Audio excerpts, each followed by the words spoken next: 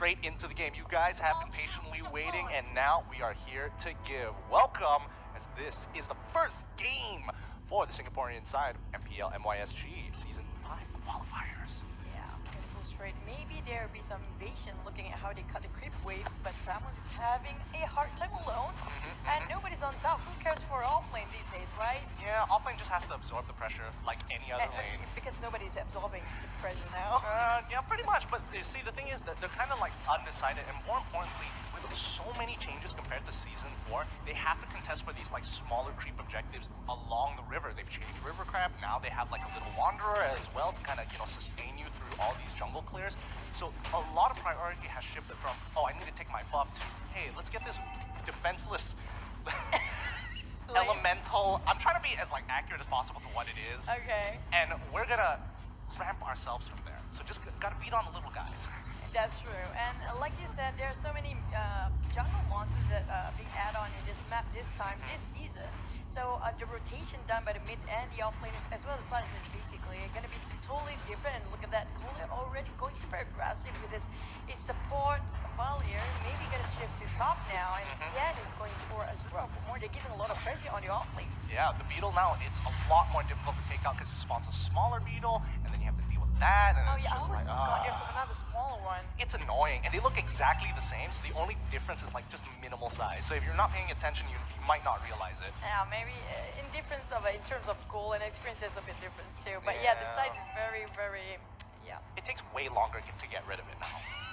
That's true, especially like you want to shift from the bottom lane, like you have to go for that beetle and then you have to go for the buff. And then, oh no, there's one more small beetle. I forgot about that. And now Tian, she's doing a really good job here maintaining a good lead. The question is, Turtle is coming up in about 50 so seconds. Nobody has really given up anything. Even the invades haven't been super aggressive. Nobody has gone for a dive. It looks like both sides are kind of testing out the waters, trying to feel out what the other team is willing to go and how much resources they're willing to give up for it. Yeah, they want to each other to actually reveal their gameplay first, but neither side is actually giving up all their tactical side yet. So we have to wait and see, and everybody's playing super safe, no first blood, and even the goal themselves is like very, almost literally the same. Yeah, they're not really trying to force anything right now. Oh, maybe they are. Baxia is in the top side, going straight in for the dive onto Jawhead. He's trying to get out as quickly as possible. The rest of the team isn't going to let him. First blood going over to Harith, but he does trade 1 for 1. Honestly, that's not too bad. Yep, the moment that Kimi shows her face in the mid lane, they know that there's only 2 people on bottom while the other 2 will be on top. They are trying to get the turtle while the others are actually stealing up the buff over the side of SIREN Esports. Yeah, but it looks like both sides have a really good understanding of, not only jungle timings, but also playing cross-map. And Azura now, he's got to get out of there as quickly as possible. He can't really deal with Thomas once his ultimate is out. They do secure the turtle for the side of SIREN Esports, and Notorious Villains do get, just a bit with the extra red buff, but again, top is getting punished really, really hard. Sian just cannot walk out of the lane. Yeah, that's true, but I do like how they pick Thomas of all the heroes out there, because he is one of the most sustainable offlaner heroes that can just defend as much as he can and not giving up that much of resources up to the other side of the team.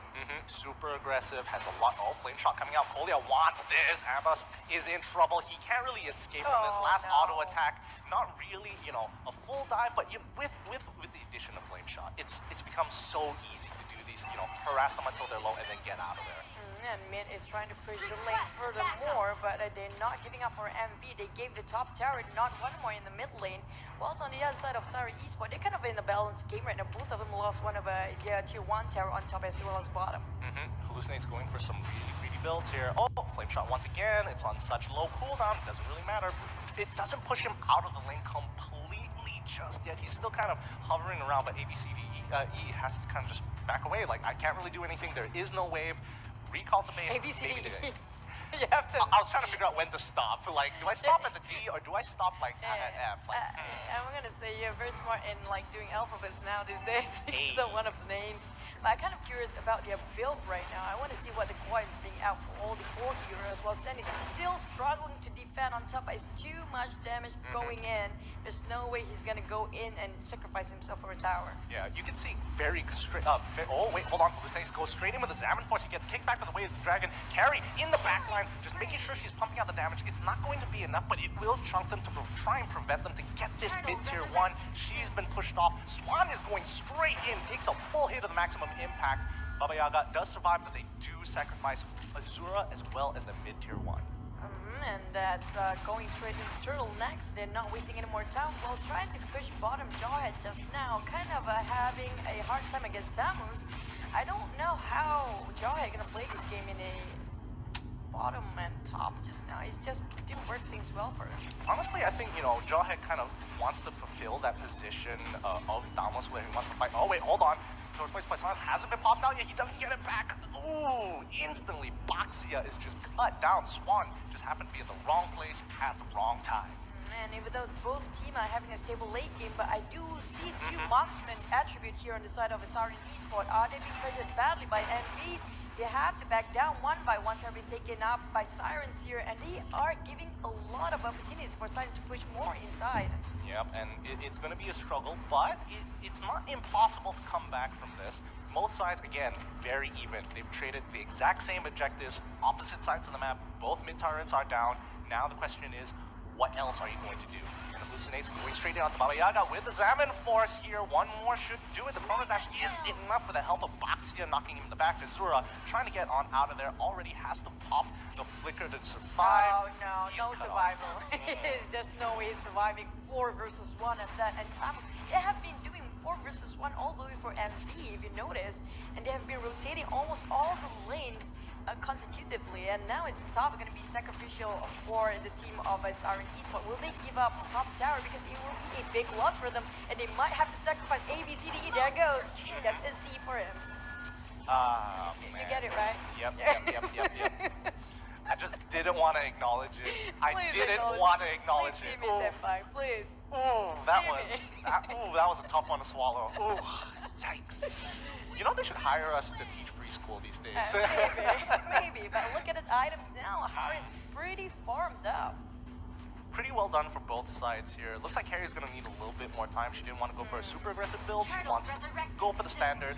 But I like the way Hallucinates. He's got quite a lead on himself. He immediately started with the Calamity Reaper. Instantly goes, finishes up the jungle item. Gets a feather as a cheap alternative to kind of balance out the curve. And now he's absolutely insane. Like, nobody can really 1v1 him until they hit the third item. That's true. And one more thing I noticed about Kimi is that they didn't go straight for a BOD or even a ice cream wand. So they're going for a glowing wand instead. I don't know, is it helpful enough to actually sustain them from Harith as well as a Gringer here?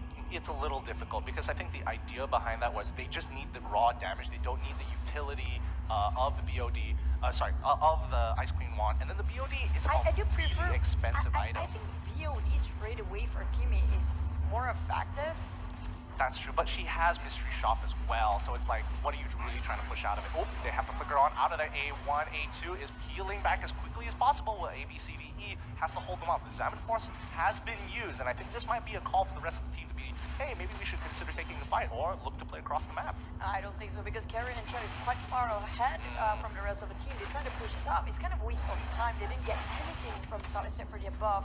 So instead of, I don't know, trying to push for nothing on top, maybe they can join the rest of the team and get a war after the Zaman Force being used just now. Yeah, I think at this point in time, Notorious villains have full control, have full tempo. The only thing they need to do is to not make, an accidental mistake, have getting caught mid-rotation. Swan diving into the backline. He's trying his very best to survive, but he gets ejected back into tier 3 tower. Dies instantaneously. Kolya trying to save this situation as quickly as possible, and with Hallucinates as well. Popping the Zaman Force, it's not going to be enough. The rest of the team has to peel back away. They take mid-tier 2, sacrificing Boxhead. They're like, I heard about Tortoise Poissons. Let's get rid of that quick. Yeah, and then no, you're not going to go back after rolling yourself away from the rest of the team. Yeah, you're going back in with that ejector. Well, it's a pain in the ass actually to deal with.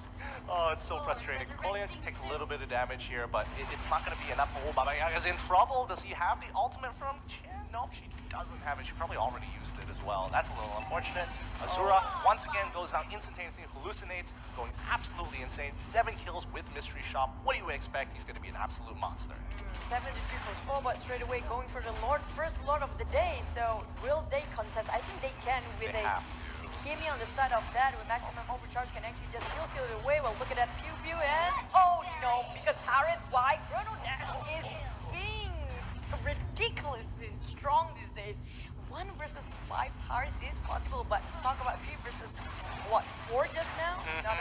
them.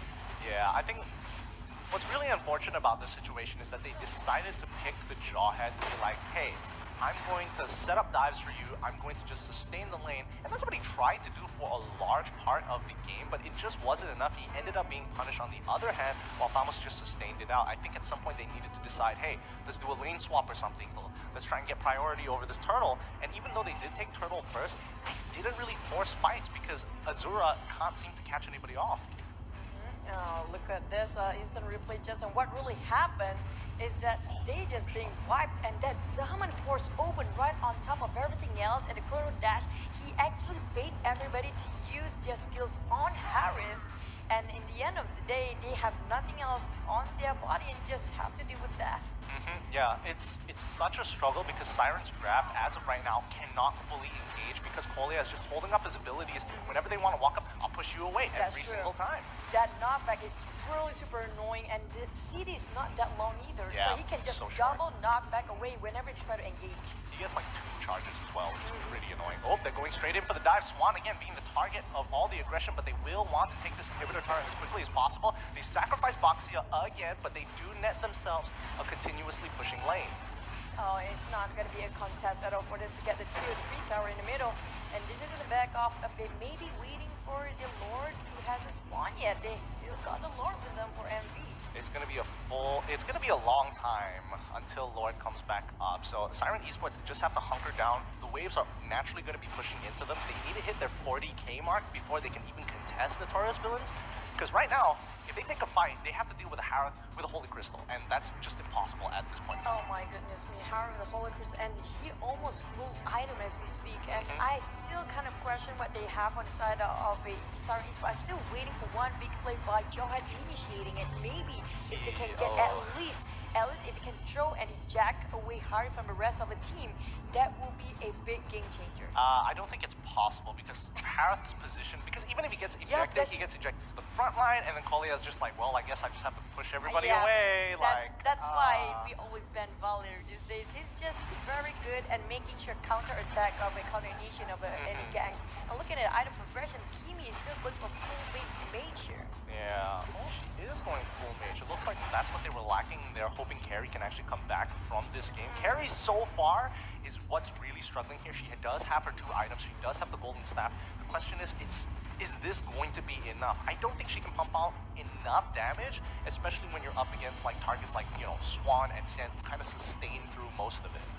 That's true. I was hoping Kimi going for a hybrid damage, kind of a magic and physical. Maybe that can be a game changer, but Chao cannot go in as well. Chen is having the time of her life at the back, and now there you go. That's a big Boxia, like a big tortoise, and there's no way that can counter him. Yeah, they sacrificed. They traded 1 for 1. Not the greatest. Swan is still. Yeah, I mean, they tried. His immortality we're speaking of, it's literally still alive and breathing and walking. I mean, the idea behind it wasn't wrong. I just think Swan was just 300 IQ, and it's just like, I'm gonna buy the immortality. I know what my role is. I know my place. Like, don't worry about it, guys. Oh, there you go. The Missile's doing a lot of job. Wall charge being opened up. Examine Force is doing all the work. He can do hallucinate. He's not hallucinating, getting a lot of kills. 3 to none. 1. Xian is going down for that, and I don't think it's not really that much impact on the side of MV now. Yeah, honestly, if the developers could just change the cooldown of Flame Shot, it's We're it's speaking too of much. developers now? Yeah, Really? now I'm taking shots at them. Ooh, Holio got a little too overconfident, walks too close, gets punished. Oh wait, hold on, Winter Truncheon is trying to protect himself. Harith's still alive. He doesn't care when he has a Winter He Truncheon. doesn't even need anybody to go with him because he can deal with everybody alone. He's just easily going away from the rest of the team of a Siren. And look at this. Jawhead just being bullied straight head on in just underneath that throw. Yep, he just cannot do anything at this point in time. He either looks to engage or looks to execute somebody as they're walking away. And the ejector is a very powerful ability, but you have to be so proactive. And I think Siren Esports, with this composition, wanted to be proactive. They got denied. They got denied that very, very quickly with the lane swap. Wayne swap. I was about to be like Bruce Wayne swap. That wasn't gonna sound good. With It's okay for that. I yeah. don't mind.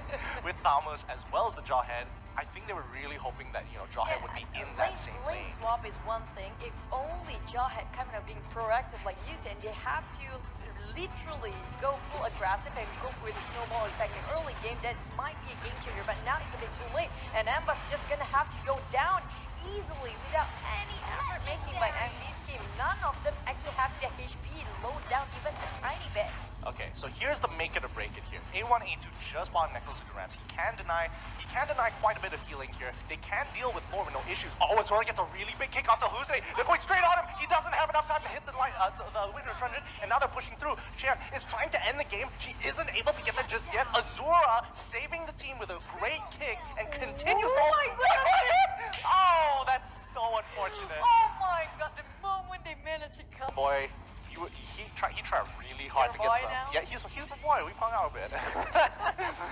And honestly, he was trying really hard to get into the back line and try to get that pick onto Hallucinates. But the moment Hallucinates got a little too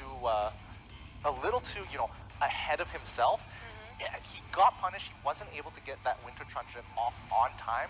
Gets punished for it. All right, great. Unfortunately, Shan was just like, you know what? We got to end this game. We're going to do this my way. And she just autoed it all the way, just enough for a minion to finish it. That's true. And one more thing, I noticed that the moment they buy a necklace for Kimi, it's so hard to pronounce his name. A1, A2? A1, Really? A2? A1 and A2? Really? Is it the numbers or the letters? I don't know. We can call it A1. And I know the necklace of Durance is actually to fight against Harith as well as well, Tamus obviously, but Carrie is trying to fight against Harith